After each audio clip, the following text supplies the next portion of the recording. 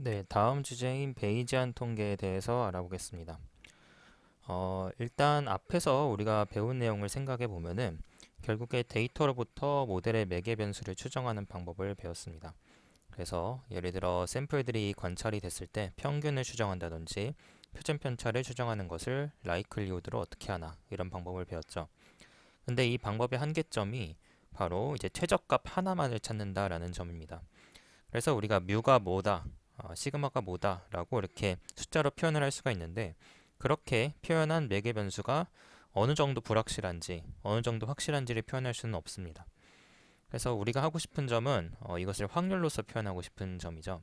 그러니까 우리가 결국에 뮤가 5일 확률이 뭐 50%다, 뮤가 4일 확률은 20%다 이런 식으로 확률로서 각각의 매개 변수를 표현하고 싶은 것이 우리가 목적이라고 할 수가 있습니다.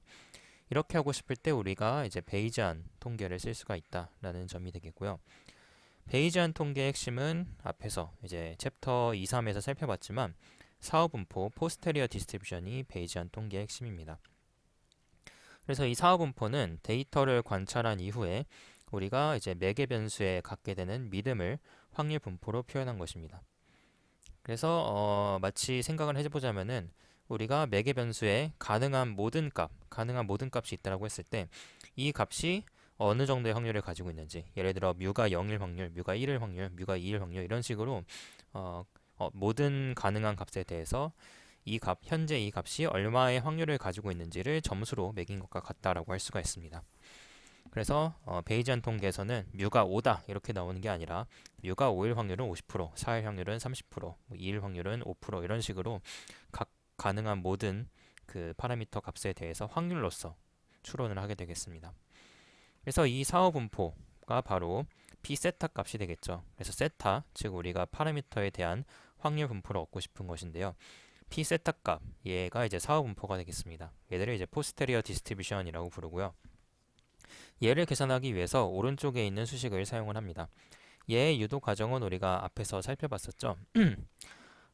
우리가 챕터 2에서 이제 배웠습니다. 그래서 조인트 디스트리뷰션을 만드는 세타 d에 대해서 우리가 두 가지 방법으로 표현하는 것을 이제 PD로 나눠서 이렇게 구했습니다. 그래서 우리가 얘를 베이즈 정리라고 배웠었죠.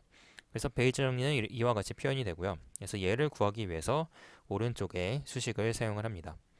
이때 PD라는 것은 약간 추상적인 개념이 되겠는데요.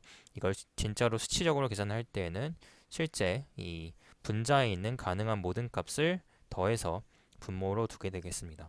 이렇게 하면은 우리가 가능한 모든 세타에 대해서 확률의 합이 1로 만들 수가 있게 되는 것입니다.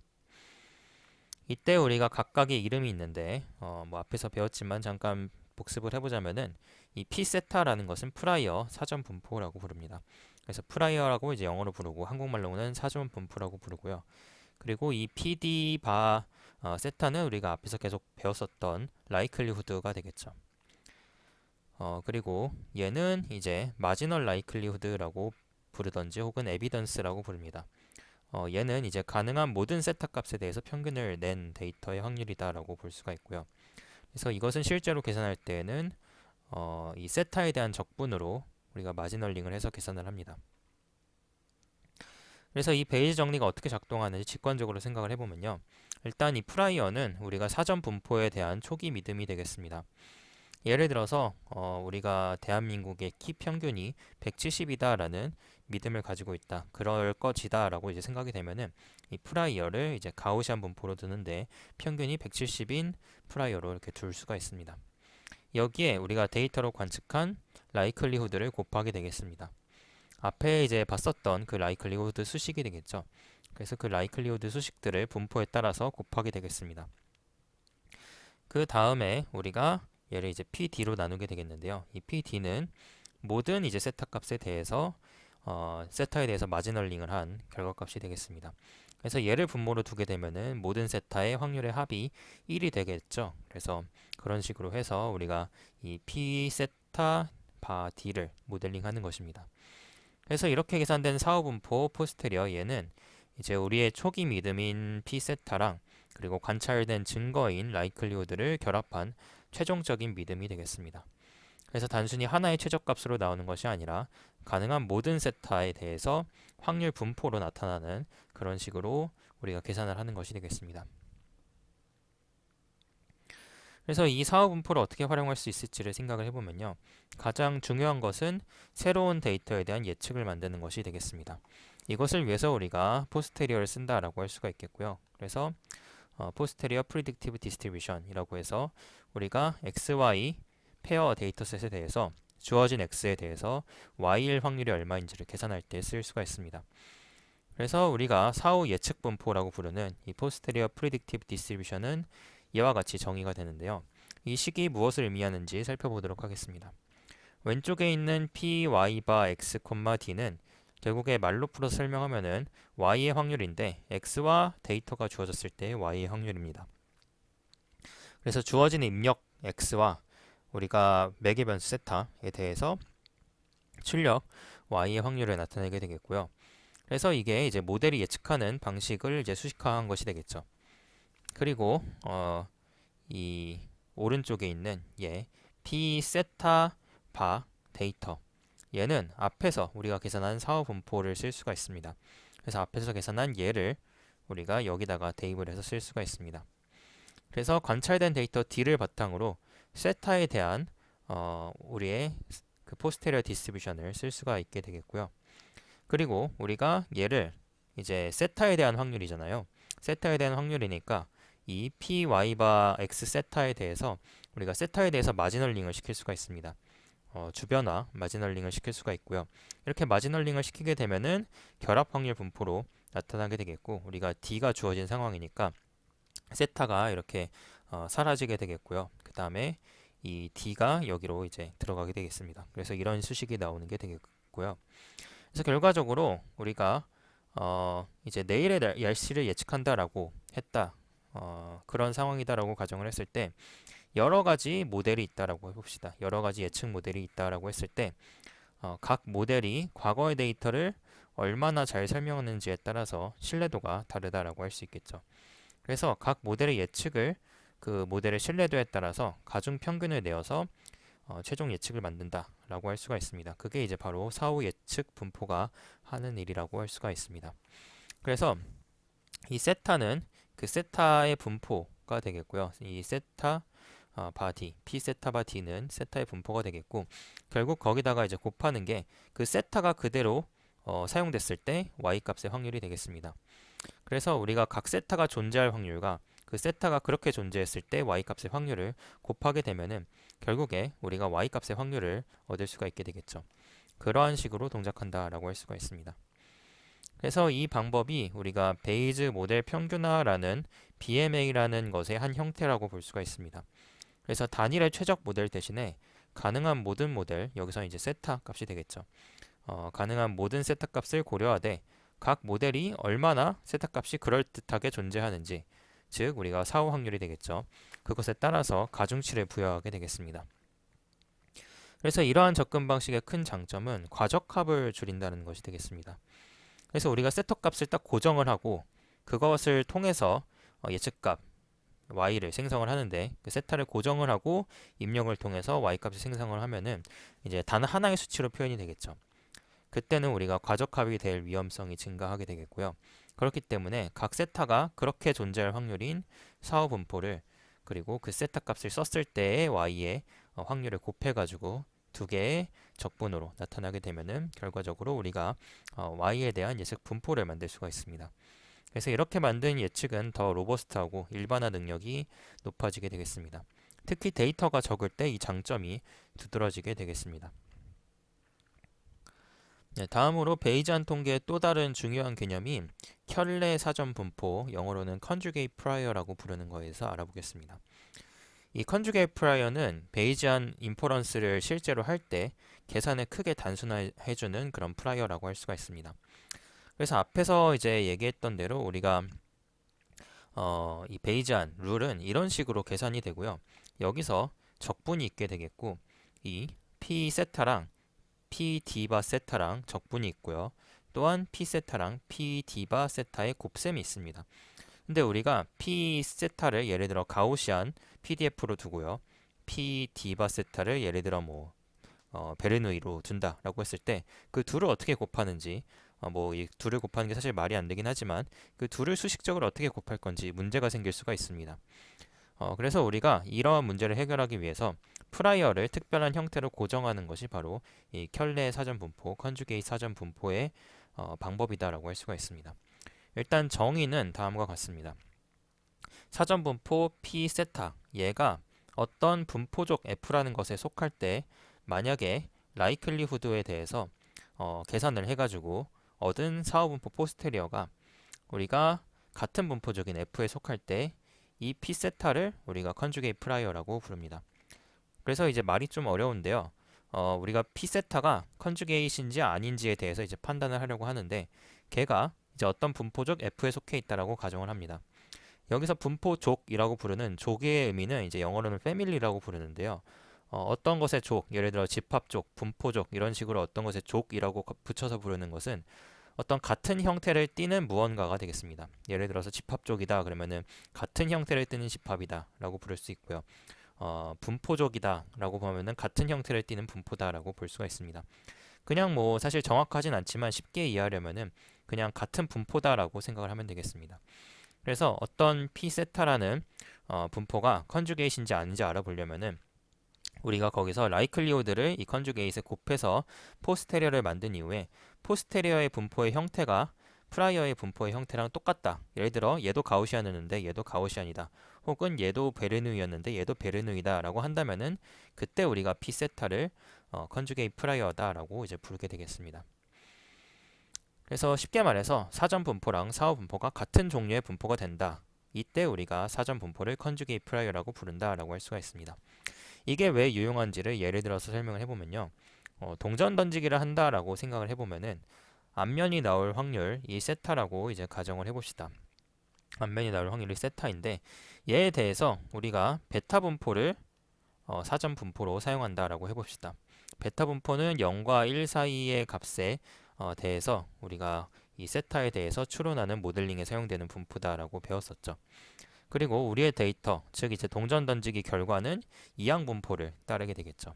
그래서 바이너리 분포를 따르게 됩니다. 그때 이 경우에 사후 분포, 즉 이제 이항 분포랑 베타 분포를 곱한 이 사후 분포 포스테리어도 바로 베타 분포가 되는 것입니다. 그래서 우리가 이것으로 설명할 때 이 베타 분포가 이항 분포에 대한 켤레 사전 분포, 컨주게이트다라고 결론을 내릴 수가 있습니다. 이런 특성이 왜 유용하냐면요. 새로운 데이터가 들어올 때마다 우리가 단순히 이 베타 분포의 매개 변수, 파라미터만 갱신을 하면 됩니다. 그리고 이렇게 갱신한 포스테리어를 다음 이제 베이지안 시퀀셜 업데이트 때 사전 분포로 또다시 사용을 할 수가 있게 되겠죠. 그리고 이제 우리가 사전 분포랑 원래 사전 분포랑 이렇게 얻은 포스테리어의 분포가 일치하기 때문에 분포의 형태가 일치하기 때문에 다음 시행 때의 사전 분포로 얘를 포스테리어를 사용할 수 있는 것입니다. 그래서 우리가 앞에 봤었던 복잡한 적분 계산도 이제 필요가 없게 되겠고요. 단순하게 이 파라미터만 업데이트하는 방법을 알고 있으면은 우리가 예를 들어 베타 1,1을 우리가 사전 분포로 사용했다라고 했을 때 우리가 라이클리후드를 곱한 이후에 이제 포스테리어는 예를 들어 베타 2,1 이런 식으로 이 파라미터만 변화시켜주는 방식으로 계산이 되는 것입니다. 그래서 이러한 특성은 이제 베이지안 추론을 되게 단순화할 수 있게 되겠죠. 계산 없이 단순하게 굉장히 단순한 계산만 사용을 해가지고 라이클리후드에 대해서 포스테리어를 계산할 수 있게 해줍니다. 특히 실시간으로 데이터를 처리해야 되는 상황, 이처럼 이제 계산이 굉장히 복잡하면 어려운 상황에 대해서 매우 유용하다라고 할 수가 있습니다. 그래서 이렇게 컨주게이트 사전 분포를 사용하면 새로운 데이터가 들어올 때마다 빠르고 효율적이게 모델을 업데이트 시킬 수가 있습니다. 네, 그래서 베이지안 통계의 기본 개념을 봤으니까 이제 얘를 실제로 각각의 분포에 대해서 적용하는 구체적인 예를 살펴보겠습니다. 앞서서 잠깐 설명한 이제 베타 바이노미얼 모델을 설명하겠는데요. 이때 베타가 프라이어, 바이노미얼이 라이클리후드인 경우가 되겠죠. 그래서 이 상황을 모델링하는 가장 좋은 예시가 동전 던지기가 되겠죠.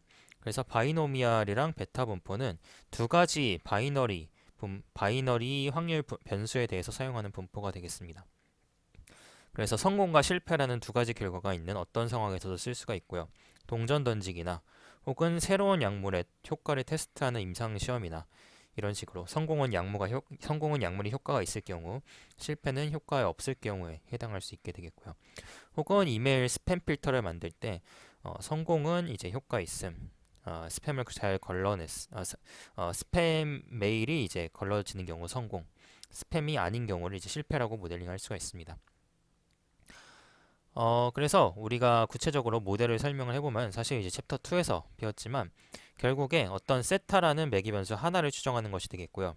얘가 바로 성공의 확률이 되겠습니다. 그래서 이 수치는 0과 1 사이의 수치가 되겠고 이 수치 하나만 있으면은 이 베타 분포랑 바이노미얼 분포를 모델링을 할 수가 있습니다. 그래서 얘를 추정을 해야 되겠죠. 그래서 동전 던지기의 예를 들면은 세타를 앞면이 나올 확률로 설정을 시킬 수가 있습니다. 이러한 상황에서 n번의 시행을 할 수가 있습니다. 우리가 동전 던지기를 n번 할 수 있다라는 것이죠. 그리고 각 시행의 결과를 앞면이 나왔을 때는 1, 뒷면이 나왔을 때는 0이라고 표기를 할 수가 있습니다. 이에 대해서 우리가 데이터셋 D는 집합으로 표기가 될 수가 있는데yn이 이제 n이 1부터 n까지이다 라고 이제 표시를 해서 즉 집합 D는 이제 이런 식의 집합이 되겠죠. 0, 1, 1, 0, 0 이런 식으로 n개까지 n개의 숫자가 있는 그런 집합이 되겠습니다. 그래서 각각 이제 y1, y2 이런 식으로 yn까지 n번의 시행에 대한 결과가 속해 있는 집합이 되겠습니다. 이때 우리의 가정은 각 시행이 베르누이 분포를 따른다라고 할 수 있겠죠. 수학적으로 우리가 이렇게yn은 베르누이 분포를 따른다라고 했을 때 이 물결 표시를 써가지고 나타냅니다. 그래서 이것은 이제 각 시행이 확률 세타로 성공하고 각 시행이 1-세타의 확률로 실패한다라는 것을 나타냅니다. 그래서 앞에서 이제 봤던 대로 우리가 베르누이 분포는 세타 yn 곱하기 1-세타의 이제 1-yn이라고 모델링을 시킬 수가 있는 것입니다. 그래서 이것을 바탕으로 우리가 likelihood를 이렇게 둘 수가 있습니다. 그래서 관측된 데이터에 따라서yn을 이제 0이나 1이 숫자로 이제 존재를 할 텐데요. 거기다가 대입만 해주면 되겠죠. 그래서 likelihood를 계산을 할 수가 있게 되겠고요. 그 다음에 그래서 이제 likelihood를 계산을 할 수가 있게 되는데요. 그래서 결과적으로 이제 likelihood는 주어진 매개 변수에 따라서 이런 식으로 얻어질 수가 있습니다. 이때 우리가 총 n번 시행을 했으니까요. 이것을 이제 조인트 디스트리뷰션으로 나타내 보면은 얘네들을 다 곱했다라고 보면 되죠. 그래서 얘네들에 대해 다 곱을 내면은 우리가 결과적으로는 이렇게 얻을 수가 있습니다. 그래서 1번 y1이 1번 시행이 1이다 라고 했을 때에는 얘가 이제 수식이 세타의 1제곱 곱하기 1-세타의 0제곱이 됩니다. 근데 이 오른쪽에는 1이니까요. 그래서 세타 1제곱 곱하기 1이 돼서 결과적으로 세타가 되고요. y2가 예를 들어서 0이었다라고 한다면은 반대로 세타의 0제곱 곱하기 1-세타의 1제곱이 돼서 얘는 결과적으로 1-세타가 되는 것입니다. 이런 식으로 0과 1이 있을 때마다 우리가 얘네들이 계산이 되겠죠. 세타냐 이제 1-세타냐 이런 식으로 아웃풋이 될 거고요. 걔네들을 다 곱한 건데 이제 세타는 우리가 성공 횟수만큼 곱해지게 되겠고요. 1-세타는 실패 횟수만큼 곱해지게 되는 것입니다. 그래서 n1 플러스 n0는 우리가 전체의 샘플의 개수인 n이 되는 것이고요. 그래서 이제 조인트 디스트리뷰션의 우도를 이렇게 표현을 할 수가 있습니다. 네, 그리고 이제 베르누이 라이클리후드의 대안적인 형태인 바이노미얼 라이클리후드도 한번 보겠습니다. 이것은 이제 전체 시행 횟수 n에 대해서 성공 횟수 y만을 관찰하는 상황을 모델링 할 수 있습니다. 그래서 앞에 봤던 수식이랑 거의 동일한데요. 우리가 yn으로 하는 게 아니라 그냥 y로 두고요. 걔를 1이나 0이라 이렇게 둘 수가 있게 되겠고 이 횟수로 이제는 두게 되는 것이죠. 그래서 1이 관측된 횟수를 우리가 y라고 모델링 시킬 수가 있습니다. 예를 들어 이제 100번 수행했다. 이제 n이 100이다 라고 했을 때 이때 50번 앞면이 나왔다라고 하면은 y가 50이 되는 것입니다. 그래서 이때 y는 1이냐 0이냐가 아니라 성공한 횟수가 되는 것입니다. 이렇게 모델링을 했을 때 바이노미얼 라이클리후드는 오른쪽과 같이 계산된다라고 우리가 이전에 배웠었습니다. 여기서 n choose y라고 부르는 얘는 이항 계수가 되겠고요. n개 중 y개를 선택하는 경우의 수가 되겠습니다. 구체적으로는 이제 계산 방법은 이제 고등학생 때 이제 배웠었죠. n 팩토리얼 나누기 y 팩토리얼 곱하기 n 마이너스 y 팩토리얼로 계산을 할 수가 있습니다. 네, 그리고 이게 결국에 이 앞서 본 모델이랑 뭐 거의 동일하다라고 볼 수가 있겠죠. 그래서 수학적으로 동일하게 생각을 할 수가 있고요. 그래서 결과적으로 우리가 베르누이 분포로 모델링 하냐, 이제 바이노미얼로 모델링 하냐, 결국 이제 y 값을 어떻게 둘 것이냐, 즉 베르누이에서는 0, 1, 0, 1로 둔 것이고요. y 값은 성공 횟수로 둔 것이죠. 그래서 이 y를 어떻게 두냐에 따라서 차이점만 있을 뿐이지 수학적으로는 완벽히 동일한 형태를 가지는 것을 볼 수가 있습니다. 네, 그래서 이제 라이클리후드를 어떤 수식으로 나타내는지 봤으니까 프라이어만 이제 어떤 수식으로 나타내는 줄 알면은 두 개를 실제로 곱셈 계산을 할 수가 있게 되겠죠. 그래서 프라이어를 어떻게 두는지 이때 컨주게이트 프라이어가 사용될 수 있다라는 지점을 한번 보도록 하겠습니다. 그래서 계산을 단순하기 위해서 컨주게이트 프라이어를 쓴다라고 가정을 해보겠습니다. 그래서 베르누이 혹은 바이노미얼 라이클리후드를 사용할 때에는 우리가 컨주게이트 사전 분포, 컨주게이트 프라이어는 우리가 어떤 식으로 구성을 해야 되냐면요. 아래와 같이 구성을 해야 됩니다. 그래서 베르누이나 바이노미얼 라이클리후드가 사용이 됐을 때 그때 컨주게이트는 베타 분포를 사용을 해야지만 우리가 포스테리어도 베타 분포가 되는 것입니다. 그래서 베타 분포는 0과 1 사이의 값을 가지는 연속적인 확률 분포가 되는데요. 앞서서 이제 챕터 2에서 배웠던 대로 이런 식의 수식으로 계산이 됩니다. 이때 파라미터는 알파랑 베타가 되겠고요. 우리가 알파 베타를 어떻게 놓는지에 따라서 이 값이 결정이 되는 것입니다. 그래서 우리가 알파랑 베타를 이제 설정을 해야 되겠고요. 이 알파 베타 설정은 우리가 프라이어에 대해서는 임의의 값을 두게 되겠고 나중에 포스테리어에 대해서는 프라이어의 수치와 이제 그 라이클리후드의 수치를 덧셈을 해서 계산이 될 것입니다. 그건 이제 뒤쪽에서 알아보도록 할 것이고요. 그래서 예를 들어서 우리가 알파랑 베타를 둘 다 1로 놓게 되면은요. 알파도 1, 베타도 1로 놓게 되면은 유니폼 디스트리뷰션이 됩니다. 그래서 0과 1 사이에서 유니폼 디스트리뷰션이 되겠고요. 그리고 알파를 어떻게 놓는지, 베타를 어떻게 놓는지에 따라서 약간 이렇게 종 모양이 되기도 하고 U자 모양이 되기도 하는 그런 유연적인 분포가 베타 분포다라고 우리가 이전에 배웠던 적이 있습니다. 그래서 이런 식으로 베타 분포를 사용하게 되면은 베타 분포를 프라이어로 사용을 하게 되면은 포스테리어도 우리가 나중에 그 베타랑 베르누이랑 곱해가지고 포스테리어를 만들었을 때 포스테리어도 베타가 나오게 되겠습니다. 그래서 우리가 그 베타의 파라미터만 업데이트하는 방식으로 계산을 굉장히 간편하게 할 수가 있습니다. 네, 그래서 이제 베타 바이노미얼 모델의 기본 구조를 봤고요. 실제로 어떻게 업데이트를 하고 그 결과를 어떻게 해석하는지 알아보겠습니다. 그래서 이 지금 보이는 이 과정이 베이지안 추론의 이제 프라이어가 업데이트 되는 과정이라고 할 수가 있습니다. 그래서 화면에 보이는 그래프를 살펴보면은요. 일단 베타 사전 분포가 있고 그것이 검정색으로 나타나 있습니다. 그리고 그 상태에서 프라이어를 라이클리후드를 곱해서 프라이어를 만든 경우가 되겠습니다. 그래서 베타 사전 분포를 우리가 그 알파 베타를 둘 다 1과 2로 둘 다 2로 설정을 하면은요. 이런 식으로 종 모양이 나오게 되겠습니다. 이 상태에서 라이클리후드를 베르누이로 썼는데요.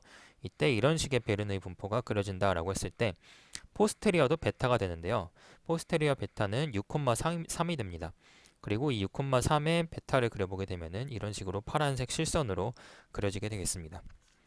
그래서 우리가 이와 같이 이렇게 베타 프라이어를 설정을 하게 되면은 베르누이 라이클리후드를 곱했을 때 포스테리어가 베타 6,3으로 나온다. 우리가 단순하게 2,2에서 6,3으로 바뀐 것으로 해석을 할 수가 있게 되겠죠.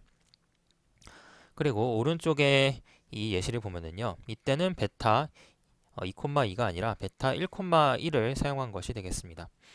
그래서 베타 1,1은 앞에서 말했듯이 유니폼 디스트리뷰션이 돼서요. 무정보 프라이어라고 부릅니다. 그래서 uninformative prior라고 불러서요. 우리가 정보를 아무것도 넣지 않은 프라이어가 되겠죠. 베타 2,2를 사용했을 때에는 세타가 가장 높은 확률이 0.5다라는 믿음을 가지고 우리가 사용한 것이 되겠고요. 이 베타 1, 2를 사용했을 때에는 모든 세타가 다 그럴듯하다. 모든 세타가 다 평균적으로 존재할 확률이 있다라고 둔 것이 이제 베타 1, 1이 되겠습니다. 그 다음에 우리가 이렇게 무정보 프라이어를 사용을 하면은 한 가지 재밌는 현상이 있는데 바로 라이클리후드를 곱했을 때 포스테리어가 이렇게 그 자신이 된다라는 것입니다. 그래서 포스테리어랑 라이클리후드가 같아진다 라고 할 수가 있습니다. 그래서 데이터만 사후분포 형태를 결정한다 라고 할 수가 있습니다. 그래서 얘를 구체적으로 계산을 해보겠습니다. 그래서 앞에 봤듯이 우리가 베타 분포가 이렇게 있고요. 그리고 베르누이 분포가 이렇게 있습니다. 두 개를 곱하게 되면 굉장히 곱셈이 쉽죠. 단순하게 세타가 미친 애들을 두 개를 이렇게 지수의 합을 내고요. 미치 1 세타인 얘네들을 지수의 합을 내서 이렇게 계산을 할 수가 있습니다. 결과적으로 이 꼴을 보게 되면은 또 다른 베타 분포가 되는 것을 볼 수가 있습니다. 그래서 이때 그 알파의 파라미터가 알파 플러스 n-1로 변하고요. 베타 플러스 n 제로가 이제 되는 것을 볼 수가 있습니다. 그래서 원래 이제 알파 베타였던 게 이제 n1과 n0이 더해진 것으로 볼 수가 있죠. 그래서 n1이 성공 횟수, n0가 실패 횟수였습니다. 그래서 단순하게 포스테리어를 계산을 할 때 프라이어에다가 원래 알파 자리에다가 알파 플러스 성공 횟수를 더해주고요. 그 다음에 원래 베타 자리에다가 베타 플러스 이렇게 실패 횟수를 놓게 되면은 이게 바로 포스테리어가 된다. 이런 식으로 계산이 굉장히 간편해질 수가 있습니다. 그래서 앞에 봤었던 뭐 적분이나 혹은 나눗셈이나 이런 게 전혀 필요 없다라는 것을 볼 수가 있죠. 그래서 결과적으로 베타 분포가 베르누이 라이클리후드의 프라이어 켤레 프라이어 컨주게이트 프라이어라는 것을 보여줄 수가 있습니다. 포스테리어가 프라이어랑 같은 베타에 있기 때문에 우리가 그 베타 프라이어가 결과적으로 베르누이 라이클리후드에 대한 컨주게이트 프라이어라고 얘기할 수 있을 것입니다. 단순하게 파라미터 알파 베타만 약간 바뀐 게 되겠죠. 그래서 이러한 성질 때문에 우리가 시퀀셜 업데이팅이 가능해지게 되는 것입니다. 이렇게 얻은 이 사후 포스테리어를 바탕으로 사후 분포를 바탕으로 얘를 다음번 시행이 얻어졌을 때에 대한 프라이어로 다시 쓸 수가 있습니다. 그래서 우리가 이러한 상황에서 동전 던지기를 다시 해서 다음번 관측인 N2랑 N3를 얻었다라고 해봅시다. 이때 N2는 그 두 번째 시행에서의 성공 확률이 되겠고요. 성공 횟수가 되겠고요. N3는 실패 횟수가 되겠습니다. 이때 우리가 얘를 사전 분포로 두게 되면은 얘랑 다시 이 라이클리후드랑 포스테리어를 계산을 하게 되면은 베타 세타바 알파 플러스 n1 플러스 n2 콤마 베타 n0 플러스 n3가 되겠죠. 이런 식으로 우리가 각각 이 성공과 실패를 다시 더해주는 식으로 이렇게 업데이트를 시킬 수가 있습니다. 이렇게 우리가 계속 시행을 반복해 나가면서 어떤 분포를 업데이트 해 나갈 때 굉장히 쉽게 계산이 이루어진다라는 장점이 있는 것이죠. 그래서 이게 바로 컨주게이트 프라이어를 사용할 때의 장점이 되겠습니다.